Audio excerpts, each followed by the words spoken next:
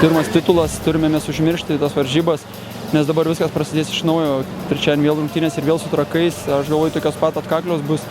Dabar greičiau reikia atsistatyti abiem komandom, nes tikrai daug jėgų atidavėme ir viskas prasidės iš naujo. Ir čionai, kad laimėjome, neturime labai sureikšminti.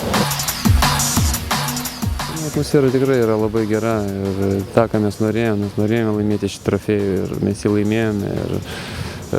Buvo puikus reginys, manau, žiūrovam tikrai patiko visą tai ir kviečiame juos visus rytoj ateiti.